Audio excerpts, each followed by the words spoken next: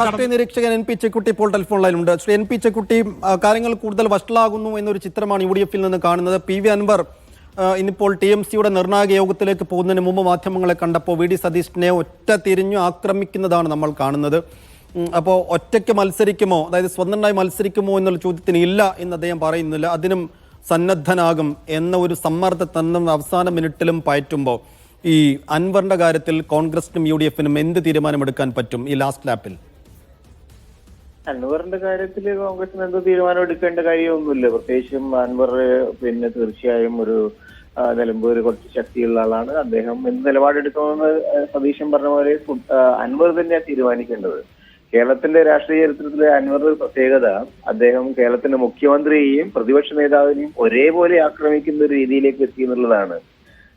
രാഷ്ട്രീയത്തിൽ നിങ്ങൾക്ക് രണ്ട് യുദ്ധങ്ങൾ ഒരേ സമയത്ത് നടത്താൻ കഴിയില്ല. രാഷ്ട്രീയ ജീവിതത്തിലെ ഏറ്റവും പ്രധാനപ്പെട്ട സംഗതി നിങ്ങളുടെ മുഖ്യശത്രു ആര് എന്ന് നിശ്ചയിച്ചുകൊണ്ട് രാഷ്ട്രീയ നിലപാടുകൾ സ്വീകരിക്കുക എന്നുള്ളതാണ് പൊതുവിൽ നമ്മൾ കാണാറുള്ളത്.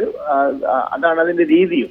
ഇപ്പൊ അൻവറിനെ സംബന്ധിച്ചിടത്തോളം അദ്ദേഹം ഒരേ സമയത്ത് ഒരു ഭാഗത്ത് മുഖ്യമന്ത്രിയെ അദ്ദേഹം ആക്രമിക്കുന്നു, മറുഭാഗത്ത് പ്രതിപക്ഷ നേതാവിനെ ആക്രമിക്കുന്നു, താൻ തന്നെ ഒരു മത്സരിക്കുമെന്ന് പറയുന്നു. അപ്പൊ അത് സ്വാഭാവികമായിട്ടും രാഷ്ട്രീയമായിട്ടുള്ള ഒരു അപക്വതയുടെ ലക്ഷണമായിട്ട് മാത്രമേ നമുക്ക് കാണാൻ കഴിയൂ. അദ്ദേഹത്തിന് കുറച്ച് വോട്ടുകൾ അവിടെ മാത്രമല്ല, KPCC-യും AICC-യും തീരുമാനിച്ച് പ്രഖ്യാപിച്ച ഒരു സ്ഥാനാർത്ഥിയെ തുടക്കത്തിൽ തന്നെ അദ്ദേഹത്തിനെതിരെ മോശം പരാമർശം നടത്തുന്നു. അത് പിൻവലിക്കാതെ ഒരു ചർച്ചയില്ല എന്ന് കോൺഗ്രസ് നേതാക്കൾ ഒന്നടങ്കം പറയുന്നുണ്ട്. അത് പിൻവലിക്കുന്ന കാര്യത്തിൽ ഒരു പ്രതികരണവും ഈ അല്പസമയം മുമ്പ് വന്നപ്പോഴും അൻവർ പറയുന്നില്ല. അക്കാര്യത്തിൽ അദ്ദേഹം സ്റ്റേണായി തന്നെ നിലകൊള്ളുകയാണ്. അങ്ങനെ വരുമ്പോൾ ഈ ചർച്ച എത്ര കണ്ട് ഫലം കാണും? അല്ല, ഒരു ഫലവും കാണൂല. ഇതിനകത്തുള്ള പ്രശ്നം അൻവറിന്റെ രാഷ്ട്രീയമായ ഉദ്ദേശം എന്താണ്?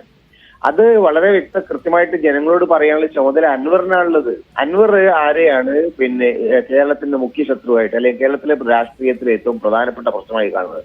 അദ്ദേഹത്തിന്റെ ശത്രു പിണറായി സർക്കാരാണോ, അല്ല പ്രതിപക്ഷത്തിരിക്കുന്ന ആളുകളാണോ?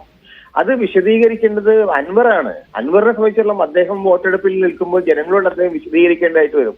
എങ്ങനെയാണ് നിങ്ങൾ രണ്ട് കക്ഷികളെയും, സർക്കാരിനെയും പ്രതിപക്ഷത്തെയും ഒരേപോലെ ആക്രമിച്ചുകൊണ്ട് നിങ്ങൾ എങ്ങനെയാണ് ഈ രാഷ്ട്രീയത്തിൽ പ്രവേശിക്കുന്നത് എന്ന് നിലപാടെടുക്കുന്നത് ജനങ്ങൾ ചോദിക്കുമ്പോൾ അതിന് മറുപടി അൻവർ പറയേണ്ടതായിട്ട് വരും. യഥാർത്ഥ അൻവറിനെ സംബന്ധിച്ചിടത്തോളം രാഷ്ട്രീയമായിട്ട് ഒരു പക്വതയില്ലാത്ത, രാഷ്ട്രീയ ബോധമില്ലാത്ത ഒരു നിലപാടിലേക്കാണ് അദ്ദേഹം പോകുന്നത്.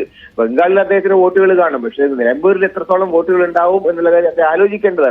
ഇതൊരു വസ്തുതാവിരുദ്ധമായിട്ടില്ല, വാസ്തവത്തിൽ യഥാർത്ഥത്തിൽ ഒരു രാഷ്ട്രീയമായിട്ടൊരു മണ്ടത്തരമാണ് അൻവർ കാണിക്കുന്നത് എനിക്ക് തോന്നുന്നത്.